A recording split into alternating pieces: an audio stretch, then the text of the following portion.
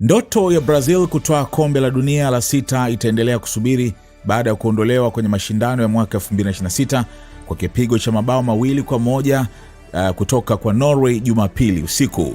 Erling Haaland ndiye aliyekuwa shujaa wa Norway akifunga mabao 2 ya kipindi cha pili na kuipeleka timu hiyo robo fainali ya kombe la dunia kwa mara ya kwanza katika historia yake. Brazil ilinusurika mapema baada ya bao la Patrick Berg kukataliwa kwa sababu ya kuotea katika maandalizi ya shambulizi hilo. Muda mfupi baadaye kikosi cha Carlo Ancelotti kilipata nafasi kubwa ya kuongoza baada ya Matheus Cunha kuchezewa madhambi ndani ya eneo la hatari, lakini penalty ya Bruno Guimarães iliokolewa na kipa Olsen Nyland.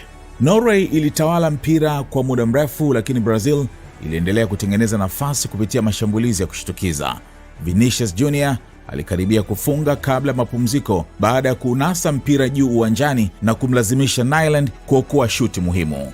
Upande wa pili, Alisson Becker alimnyima Martin Odegaard nafasi nzuri. Brazil ilimuingiza Endrick mapema kipindi cha pili, na kijana huyu alipaswa kufunga mara moja baada ya kupokea pasi nzuri kutoka kwa Vinicius, lakini mguso wake mbovu ulimfanya apoteze nafasi hiyo.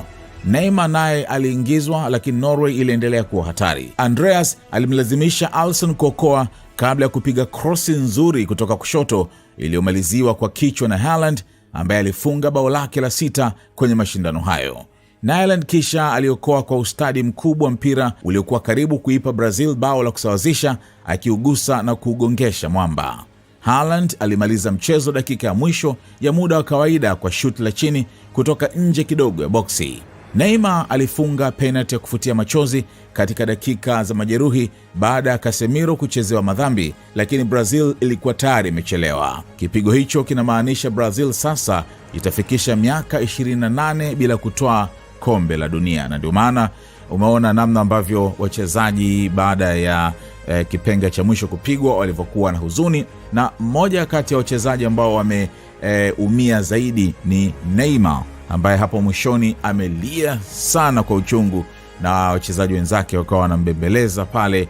Lakini uliona wakati amecheza ile, wakati anajiandaa kupiga ile penalty, alikuwa na rushiana vijembe na golikipa wa Norway Nyland, na baada ya kuwa na alimfunga kirahisi sana, ilikuwa ni easy.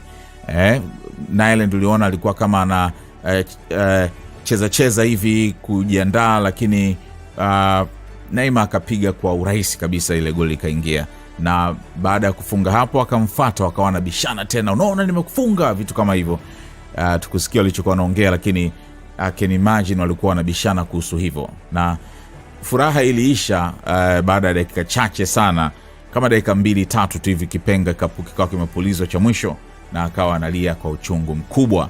Kwa hiyo ndo hivyo, Brazil imeondolewa, na sasa tunasubiri kuona mechi kati ya Mexico na England ambapo mshindi atakutana na Norway.